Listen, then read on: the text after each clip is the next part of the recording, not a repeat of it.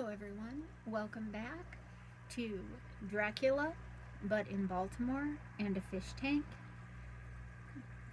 This is returning to a letter from Lucy to Mina.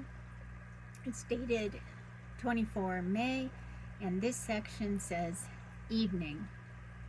Arthur has just gone, and I feel in better spirits than when I left off, so I can go on telling you about the day. Well, my dear, number 2 came after lunch.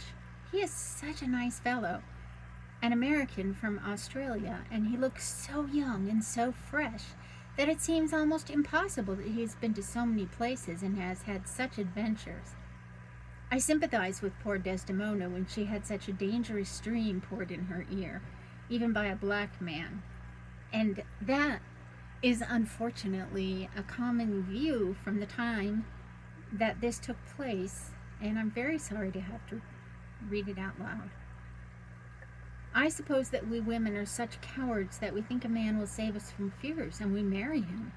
I know now what I would do if I were a man and wanted to make a girl love me. No, I don't. For there was Mr. Morris telling us his stories, and Arthur never told any, and yet, my dear, I'm somewhat previous. Mr. Quincy P. Morris found me alone. It seems that a man always does find a girl alone.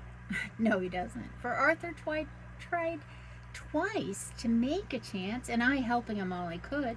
I'm not ashamed to say it now. I must tell you beforehand that Mr. Morris doesn't always speak slang. That is, he never does so to strangers or before them, for he is really well educated and has exquisite manners.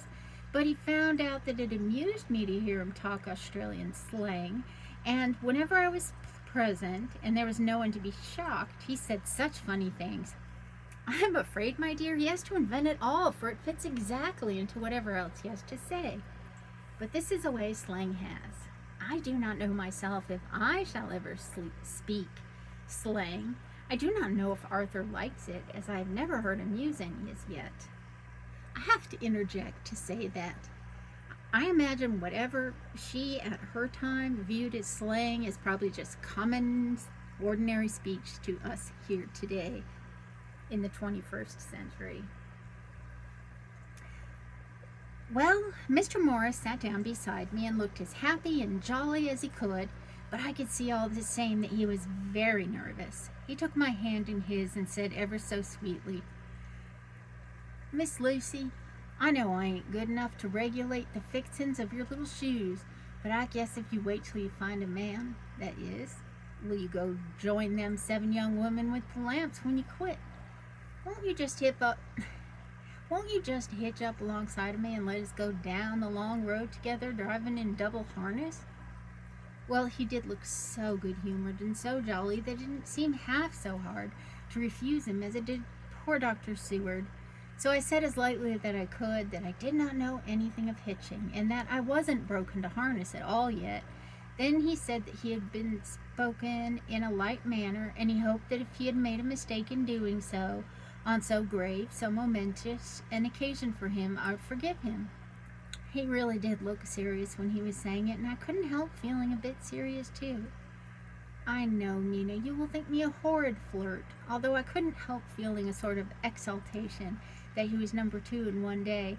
And then, my dear, before I could say a word, he began pouring out a perfect torrent of lovemaking, laying his very heart and soul at my feet. He looked so earnest over it that I shall never again think that a man must be playful always, and never earnest, because he is merry at times. I suppose he saw something in my face which checked him, for he suddenly stopped and said with a sort of manly fervor that I could have loved him for if I had been free, Lucy, you are an honest-hearted girl, I know. I should not be here speaking to you as I am now if I did not believe you clean grit right through to the very depths of your soul.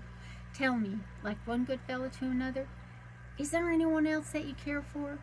And if there is, I'll never trouble you a hair's breadth again, but will be, if you will let me, a very faithful friend.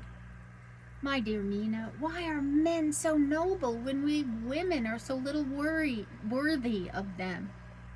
And I would just like to say that that is a sad way of looking at it. Here was I almost making fun of this great-hearted, true gentleman. I burst into tears. I'm afraid, my dear, you will think this is a very sloppy letter in more ways than one, and I really felt very badly. Why can't they let a girl marry 3 men, or as many as want her, and save all this trouble? What a great question. But this is heresy, and I must not say it.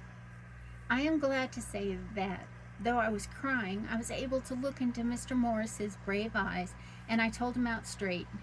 Yes, there is someone I love, although he has not yet told me yet that he even loves me.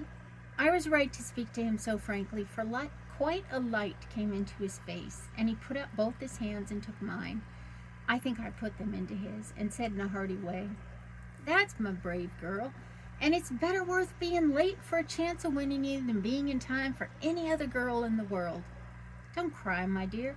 If it's for me, I'm a hard nut to crack, and I take it standing up. If that other fellow doesn't know his happiness, well, he'd better look for it soon, or he'll have to deal with me. Little girl, your honesty and pluck have made me a friend, and that's rarer than a lover. It's more unselfish, anyhow. My dear, I'm going to have a pretty lonely walk between this and kingdom come. Won't you give me one kiss? It'll be something to keep off the darkness now and then. You can, you know, if you like, for that other good fellow. He must be a good fellow, my dear, and a fine fellow, or you could not love him. Hasn't spoken yet.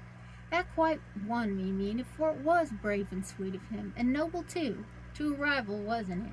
And he's so sad, so I leant over and kissed him. He stood up with my 2 hands in his, and he looked down into my face. I am afraid I was blushing very much. He said, "Little girl, I hold your hand, and you've kissed me, and if these things don't make us friends, nothing ever will. Thank you for your sweet honesty to me, and goodbye." He wrung my hand, and taking up his hat, went straight out of the room without looking back, without a tear, or a quiver, or a pause, and I am crying like a baby. Oh, why must a man like that be made unhappy, when there are lots of girls about who would worship the very ground he trod on? I know I would if I were free, only I don't want to be free. My dear, this quite upset me, and I feel I cannot write of happiness just at once, after telling you of it, and I don't wish to tell of the number 3 till it can all be happy. Ever your loving Lucy. P.S. Oh, about number 3, I needn't tell you of number 3, need I? Besides, it was all so confused, it seemed only a moment from his coming into the room till both his arms were around me, and he was kissing me. I am very, very happy, and I don't know what I've done to deserve it.